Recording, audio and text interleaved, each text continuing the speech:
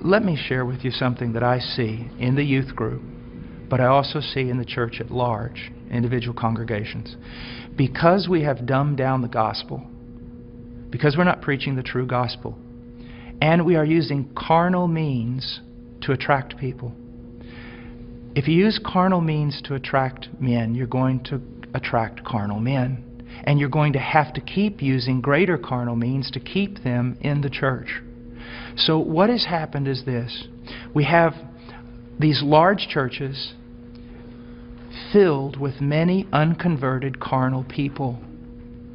But in those churches, we also have this small group of people that honestly want Christ. And they honestly want His Word. And they honestly want to be transformed. They don't need anything else. All they need is true worship of the true God and Scripture being preached to them and lived out before them. That's what they want. Now I want to tell you the great sin of the American pastor.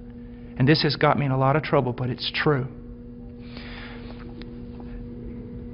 This small group of converted people in that local church, all they want is Jesus. And all they want to do is the right thing. They want purity, they want truth, they want Christ. But the pastor, in order to keep this larger group of unconverted people, he caters to them. So while he is feeding these carnal men and women with carnal things, he is letting the sheep of God starve to death, and he is going to stand before God one day in judgment. Listen, brother, if my wife was going grocery shopping, and when she was going out to her car, some men assailed her, attacked her brutally, and you walked by, and you did not want to get involved because you didn't want to cause trouble, you didn't want to put yourself in harm's way, you just wanted everything to go smooth. After all that was done, I would look for those men to deal with them. But I want you to know this, I'd look for you too. Because you had a chance to stand for my wife, my bride.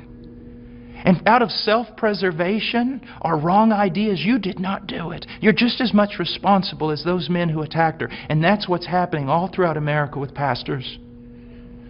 It's the bride of Christ. There are sheep in all these churches, many of them, even churches that seem somewhat heretical in places. You'll usually find a group of people who truly want Christ, but the leadership is catering to the carnal and letting the bride of Christ starve to death, impoverished. And that is wrong. And there's going to be judgment for it. And the same thing is happening to the youth. I know young people that say, you know, Brother Paul, I listen to you all the time. And I said, well, what about your church? He goes, well, they don't preach this. It's not what the other young people want. And so they give them what they want. I'm starving to death.